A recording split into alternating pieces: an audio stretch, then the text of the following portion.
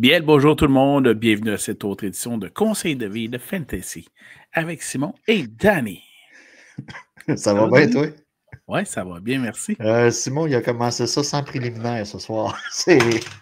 Danny n'est pas habitué.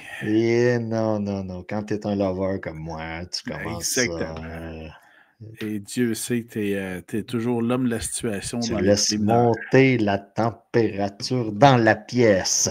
Voilà. Mais des fois, la faire monter pour que ça dure 30 secondes, c'est pas mieux non plus. Ah, écoute, moi je l'ai tout le temps dit, si elle finit avant toi, c'est ça l'important. Très bon point. Voilà. Je sais que c'est pas évident avec le titre du podcast, mais nous, on va parler de fantasy football. Voilà.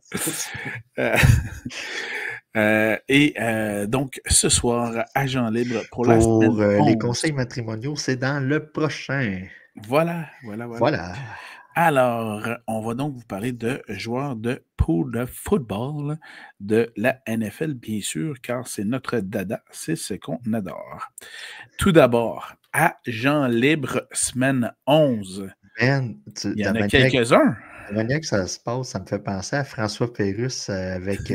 c'était quoi ça? C'était quoi déjà? C'était la radio communautaire? Ouais, c'était Sexe et Confidence. La radio communautaire. Ouais. Écoute, je pense que j'arrête au 3e album, François Pérusse. Il y a des bye weeks cette semaine. Vous avez Arizona. Il y en a 4.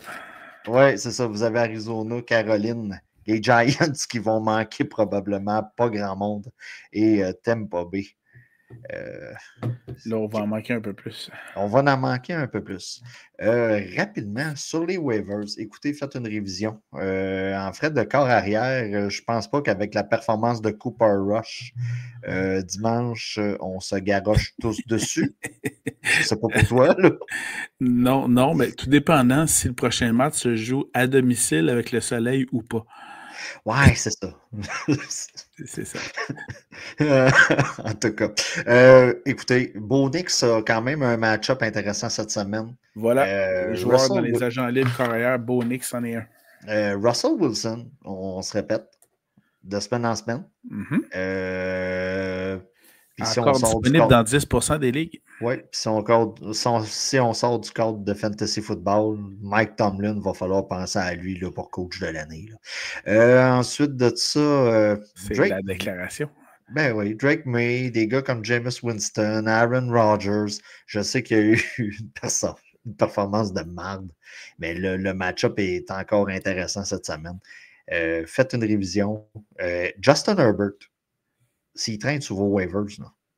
Je pense que le gars, au cours des 5 dernières semaines, il est comme quelque chose dans le top 5. Là.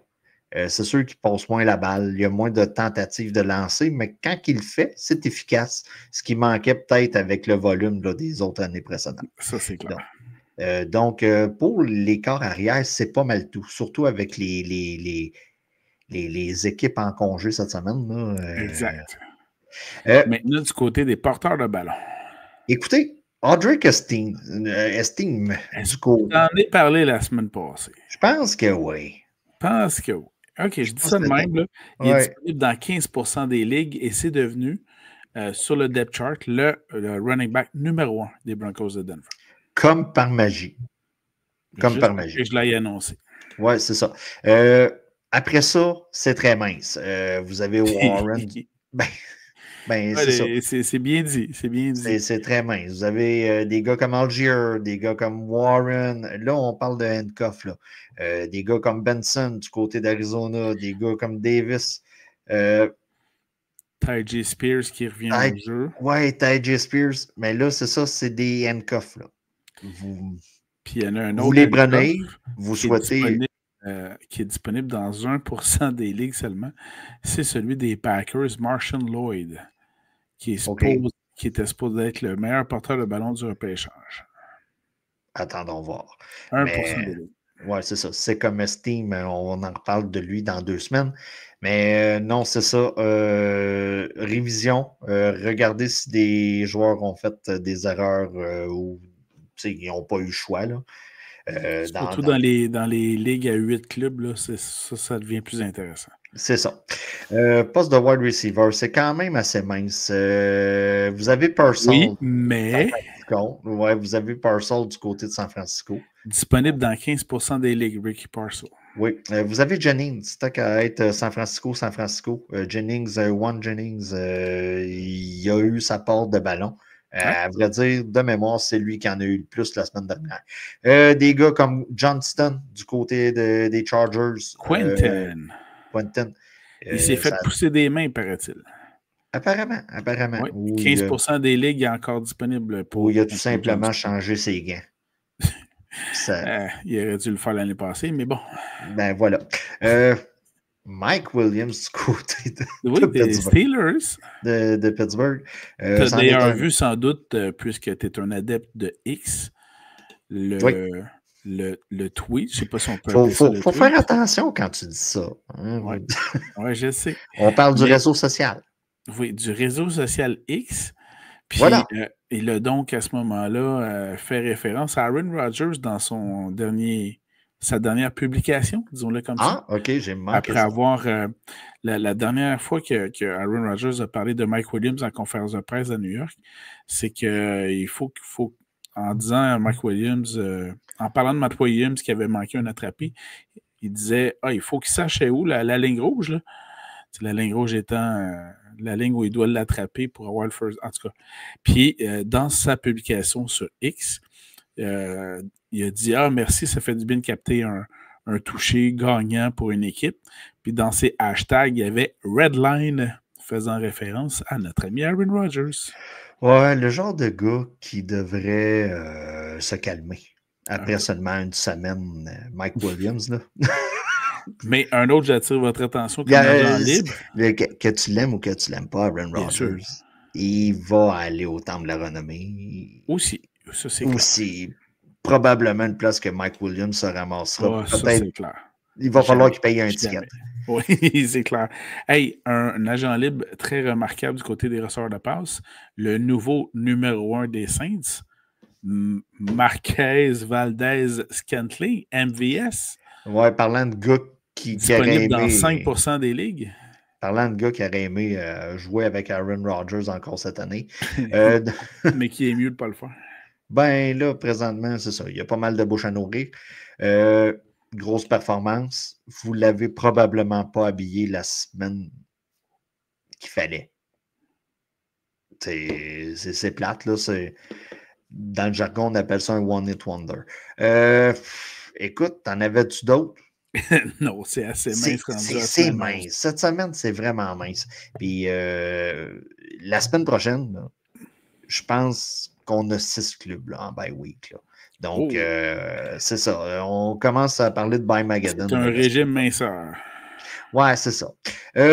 Pour les tight ends, écoutez. Ouais, t'en as? Hunter Henry, s'il n'est pas pris. Jonnu Smith, Zach Ertz, Dawson Knox du côté de Buffalo, tout simplement parce que Dalton Kincaid, blessure de son côté, on n'a toujours pas eu le résultat du diagnostic. Dawson Knox pourra, parce que c'est un gros match-up cette semaine, puisque Taylor est à Toronto. Mm-hmm. Et les Chiefs jouent à Buffalo. Ça tombe de même. Ça tombe de même. Par hasard. Comme par hasard.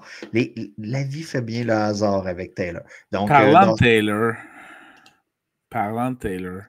je sais pas si tu as vu ça. Quelle idée d'où tu t'en vas. Mais l'ex de Travis Kelce, qui est, j'ai vu la photo, moi, méchant pétard. Ben, quand même, des gars talentueux ont le tour de s'entourer. Oui, voilà, c'est bien dit. Voilà. L'ex de Travis se disait malheureuse parce qu'elle n'est plus acceptée par la gang de filles des Chiefs. OK. Je ne sais pas qu'est-ce qu'elle n'a pas compris dans le mot ex, mais bon, c'est ça. Ben écoute, t'as peut-être sur le groupe Messenger. Ouais, Taylor, mais c'est ça, là. Comment je te dirais ça? Si j'ai à choisir entre Taylor et l'ex. Ouais, c'est ça, là. C'est ça. Écoute, ouais. Il a juste changé pour mieux. Mais tu sais, on parle parler, là. Ouais. Pour les autres, c'est mieux de prendre une photo. En tout cas, regarde. Hey man, je savais pas que tu m'emmenais là. Donc, Dawson Knox, c'est pas mal tout. Vous avez peut-être des lits là, du côté des Chargers. Donc, c'est pas mal ça. C'est excellent de ce côté-là. Pendant que j'entends la porte ouvrir chez vous. Et voilà. Et voilà. Bon, ben merci, Danny. C'est ce qui m'a fin aux agents libres. Alors, passons maintenant au panicomètre. Oh yeah! Panicomètre. Alors, je te nomme des joueurs. Et puis, tu vas me dire de 0 à 10, il faut paniquer. 10 étant je panique au max, 0, je panique pas pantoute. Le 10, c'est le niveau CNN, la soirée des élections américaines. Oui, c'est exactement ça. Oui. C'est exactement ça. Alors, je commence par un carrière. Je te nomme ces résultats des dernières semaines. Alors, ça a commencé par 8 points. 15, 21, 11, 11, 17, 13, 17, 20. Et la semaine dernière, 4 misérables points. On parle ici de Aaron Rodgers des Jets de New York. Bon, Aaron Alors, Rodgers. est-ce que tu paniques avec Aaron? Oui. Normalement, dans mon alignement, c'est un corps arrière numéro 2. Si j'ai Dak Prescott puis j'ai Aaron Rodgers, je me disais le match-up était favorable la semaine dernière. J'avais dit de l'habiller. Ça n'a pas. À peu près comme tous les joueurs. Comme à peu près tous les joueurs des Jets. Il va avoir des bonnes semaines, il va avoir des mauvaises semaines. Le Aaron Rodgers d'il y a 5 ans, tu l'habillais pas mal à toutes les semaines. Le Aaron Rodgers d'aujourd'hui, c'est un corps arrière en streaming. C'est pour ça que je mets à 7. Ouh, quand même. Écoute, ça, c'est si j'ai une blessure.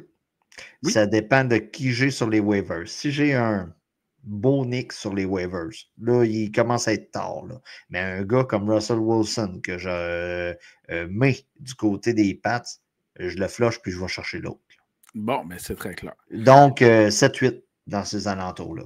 Mais j'ai pas peur de le garder sur mon banc au cas où que ça vient qu'à se réveiller. Là. Ben voilà. Parfait.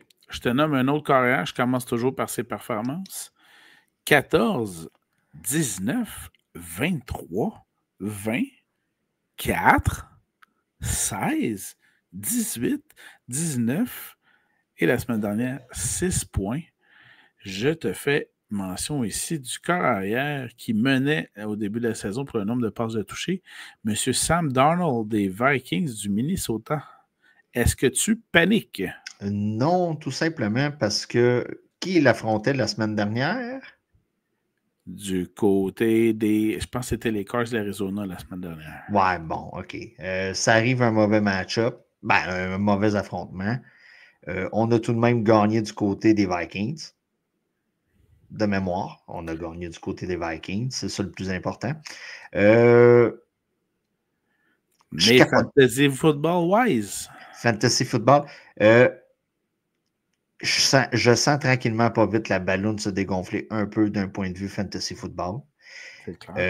Pour moi, mon Mendoza Line, je me répète, si vous nous écoutez depuis je ne sais pas combien de temps, ça a toujours été 20 points.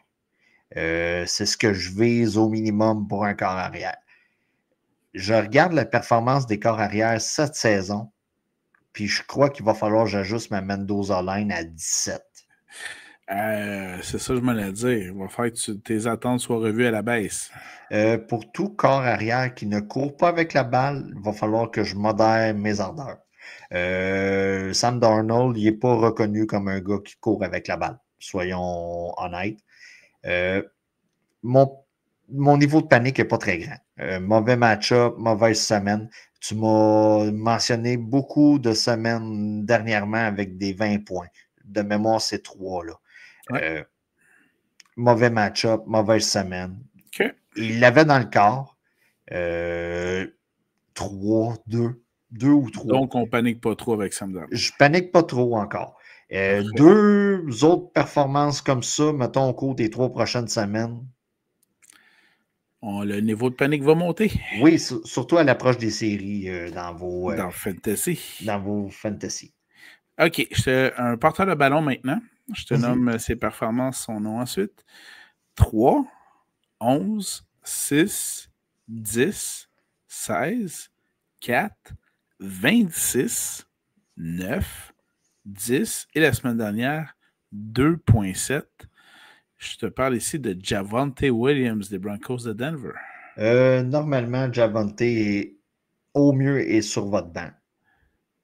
Au mieux. Au mieux. C'est cela. C'est cela. Mon niveau de panique est de 0 parce que je l'ai. Moi, parce si je l'ai dans mon. Ton banc. Non. Tout simplement parce que je l'ai déjà relâché. Je l'ai tout simplement relâché. Si tu l'as, écoute, tu peux le canner en attendant, mais tu as Esteem là, cette semaine, là, fais le switch tout de suite. Puis si c'est une histoire d'une semaine, c'est un gars que tu ne regretteras pas d'avoir relâché. Okay. Tu sais, des fois, c'est le fun d'avoir un gars que tu n'utilises pas sur ton banc, puis tu te dis, garde, à un moment donné, je peux le remplacer par quelqu'un de meilleur. Je peux le remplacer contre n'importe qui. Puis, c'est bon, ça. Le principe de Prescott, là, lui, il ne reviendra pas. La saison est finie. Si tu es en mode redraft, tu n'es pas en Dynasty, tu le laisses sur ton banc. Puis, aussitôt que tu as l'occasion, c'est un joueur que des fois, on hésite tout le temps en deux. Ben là, lui, garde, t'es sûr, tu t'en débarrasses, puis ça finit là. Excellent. Du côté des receveurs de passe, là, tu parlais tantôt de ta Mendoza line pour les QB. Oh. C'est quoi ton Mendoza line pour les receveurs de passe? Écoute, j'y vais pour mon Mendoza line 12 points. Et à quoi je me base pour ça? Le 6 pour 60. Parfait. Alors, je te nomme les stats d'un receveur de passe, puis après ça, on s'en parle. 3.9, 4.5, 26, 21. Tu me parles-tu de Marvin Harrison, toi, là? Même pas. Non? 5.9. Après ça, 19.8. Et là, 2.7. 2 absences. Et la semaine dernière, une excellente performance de 1.6 points. Je te parle de Deontay Johnson, qui est donc rendu avec les Ravens de Baltimore. Deontay Johnson, là, on va se dire les vraies affaires. Sur papier, au début de la saison, c'était un de mes sleepers. Je l'ai même repêché. Tout à fait. Je l'ai repêché. Problème de corps arrière, quand tu es wide receiver, ça paraît. Ensuite de ça est arrivé le remplaçant du côté des Panthers. Ça a fonctionné. Pas Pendant beaucoup. Quelques semaines, oui. Pendant quelques semaines. C'est sûr que c'est une déception. Moi, personnellement, dans ton pool, je l'avais repêché, je l'ai relâché. Donc, pour moi, il est dans le rouge. 8, 9, 10, je l'ai relâché, je laisse le problème à un autre. Du côté de Baltimore, on a Zay Flowers, on a Bateman qui est senti très bien au cours des dernières semaines. Contre toute attente à toutes les fois. Contre toute attente, si tu veux dire ça comme ça. Puis là, on rajoute Johnson. Non. Je le veux tout simplement un peu. Avec le réveil de Mark Andrews également. Et voilà. Puis Derrick Henry qui va avoir sa part de toucher. Tu sais, là, en plus, quand tu as un gars comme Henry qui court comme un train, ça t'enlève des occasions de passe proche de la zone de but, dans le red zone. Là. Tu donnes le ballon, puis il court, mon chum, amuse-toi. Donc, moi, comme je disais tantôt, tu peux le laisser sur ton banc avec le plaisir de le. C'est le genre de gars que prends pas le risque de l'habiller pour 2 points, 3 points. Oui, c'est ça. C'est ça. Regarde, 9-10, tu peux le couper. Ben, le gars, sur papier, avait quelque chose d'intéressant cette année, mais il n'y a rien qui a viré de son bord. Tout à fait d'accord avec toi. Peu importe que c'était avec son club d'origine cette saison ou celui dans lequel il a abouti. Puis ça aurait été la même affaire à Pittsburgh. Là. Ben voilà, c'est ça. Un autre receveur de passe. Plusieurs bonnes performances, on va voir ça. Ça commence par 14, 11, 9, 21, 23, 5, 22, 15. Et là, ensuite, 6,2, 3,2. Puis on affronte les Lions la semaine prochaine. Je te parle ici de Brian Thomas, receveur des Jaguars de Jacksonville. Recrue dépend beaucoup de Trevor Lawrence. Trevor Lawrence a été en montagne russe, comme tu l'as si bien illustré. Qu'est-ce qui arrive avec Trevor Lawrence? Il est blessé. Ouais. On parle de Mac Jones. Est-ce qu'on a intérêt à ramener Trevor Lawrence? C'est le joyau encore, là. C'est lui qu'on paye. Est-ce qu'on a intérêt à le ramener dans une cause perdante, comme je pourrais dire? Ou on lui dit, regarde, guéris bien ta blessure, on figure l'an prochain. En Dynasty, ce gars-là, il est à 1. J'ai aucun problème avec ce gars-là en Dynasty. C'est sûr, si tu es en mode redraft, so sad, too bad pour toi, je suis à peu près à 6. Je le garde pareil. Il y a un paquet d'équipes qui vont être en bye week au cours des prochaines semaines. On parle de... Tu sais, là, la semaine prochaine, on parle de 6 clubs de mémoire. Semaine 13, aucune équipe en bye week. Et semaine 14, on parle de 6 clubs encore. C'est comme 2 bye Mageddon, là, séparés d'une semaine où personne n'est en vacances. Donc, tu n'as pas le choix de le garder. Mais, soit, comment je te dirais ça? Sois sélectif là, dans ton line-up, là, mais tu peux ne pas... Drop-le. Juste voir ce qui va arriver. Quelqu'un va aller le ramasser. Dernier joueur dans le panicomètre, c'est un allié rapproché, ce qui m'amène donc évidemment à te demander, ta Mendoza line pour les alliés rapprochés, c'est quoi? Écoute. Et non seulement en temps normal, mais cette saison en plus. Parce que cette saison, les alliés rapprochés, écoute, comme dirait un autre groupe, c'est de la marde. C'est de la marde. C'est de la marde. Normalement. C'est qui disait ça. Ouais, oui, on parle encore de lui. Normalement, c'est un 10 et plus. OK. Bon, ben parfait. Alors, écoute bien les stats. Normalement. Mais là, cette année, moi, si j'en ai un qui fait 8 points, c'est ta Mendoza line. Je deviens les bouts tout durs. Voilà. Voilà. Je te nomme donc les stats cette saison. Happy as a little girl. Voilà. 3,8, 18,9, 2,9, 3,2, 5,2, 13, 17, 9,5, 12,6. La semaine dernière contre les Bears, 2,4. Je te parle donc de Hunter Henry des Pats. Le tu gars paniques à quel niveau? En ce moment, là? Ouais. Dans une Ligue à 10? Ouais. 2. J'aime pas la performance qu'il m'a donnée. Mais qui t'a de mieux? Surtout contre les Bears. Mais qui t'a de mieux? Non, mais en général, dans la Ligue, il y en a seulement 4-5. Mettons, tu as Sam Laporta puis tu as Hunter Henry. Ce qui est carrément plausible. Là. Oui. Il y a beaucoup de semaines que Sam Laporta a été plus payant.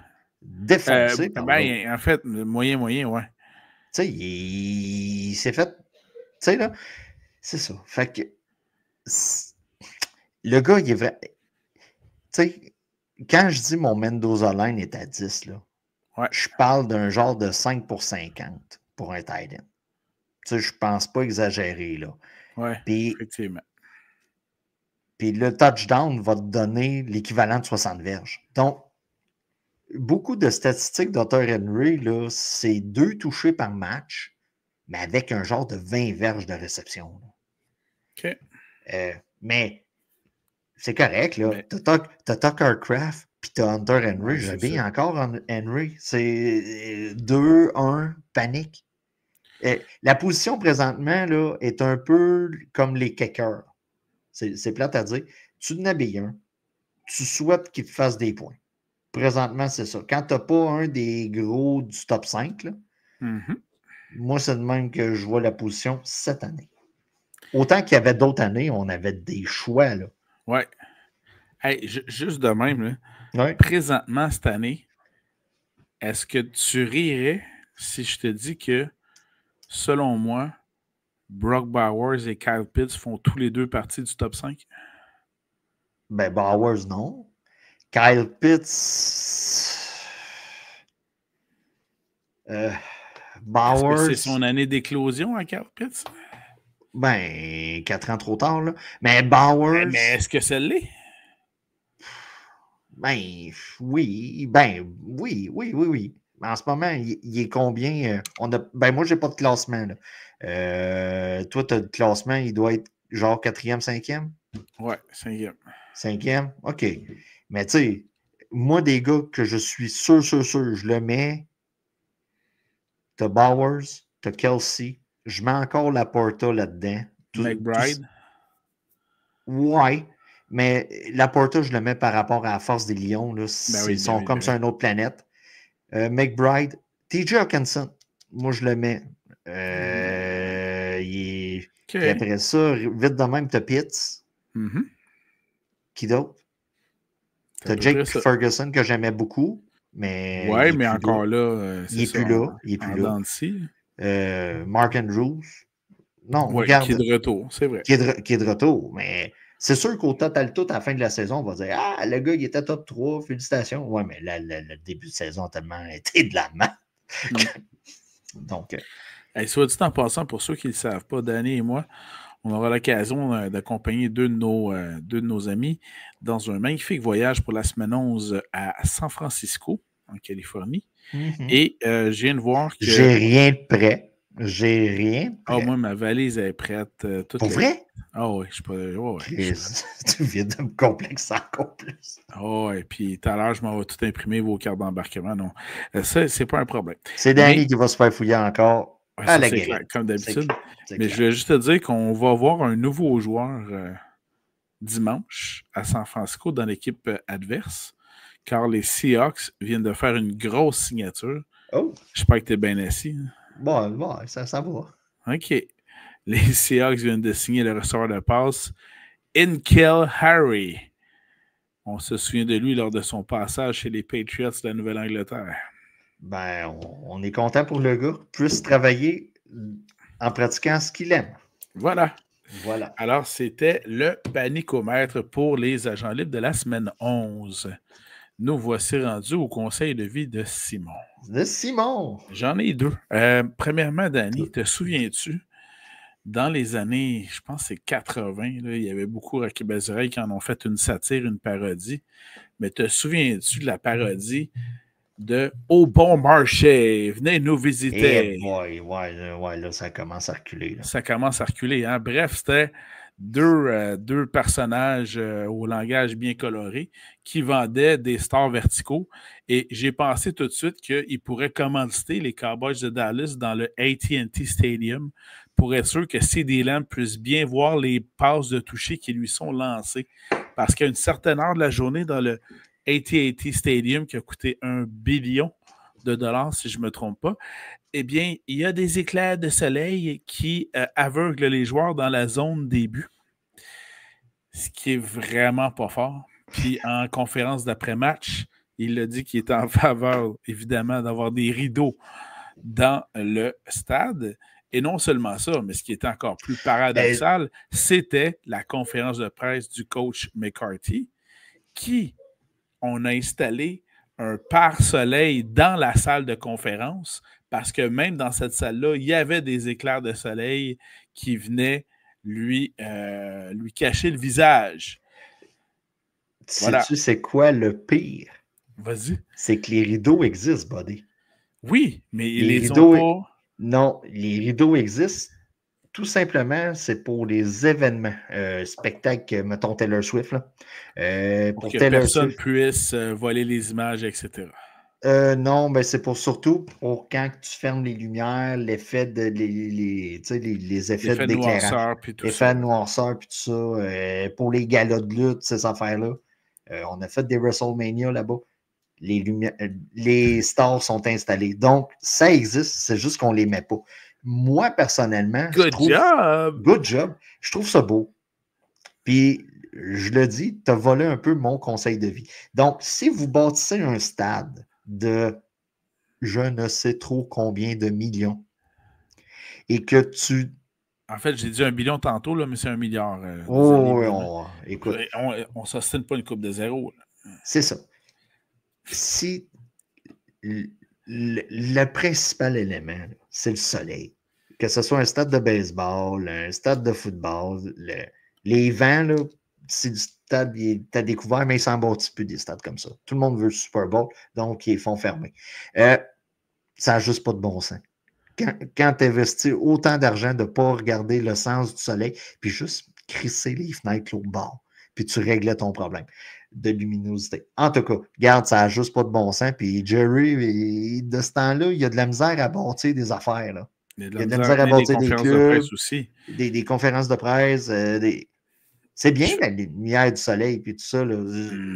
Ça pourrait être bien, mais écoute, à l'heure des matchs, les gars l'ont en face. Puis je fais juste confirmer le coût du stade là, à AT&T Stadium à Dallas, là, c'est 1,15 milliard de dollars.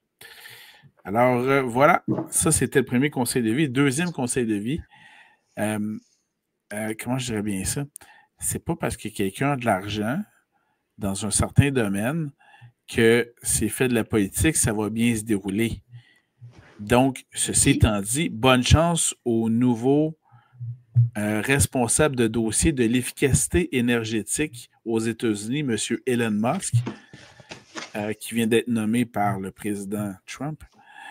je pensais que tu t'en allais ailleurs, mais donc, écoute, j'ai bien hâte de voir comment les politiques gouvernementales vont maintenant être annoncées sur X en primeur.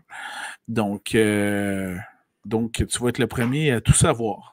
Yes. Fait que c'est merveilleux. Alors, tiens-nous au courant, Danny. Tiens-nous au courant. Oui, moi, je pensais que tu voulais me parler des démocrates qui ont eu l'équivalent d'un budget d'1,1 milliard et qui ont trouvé le moyen d'être 20 millions dans le trou.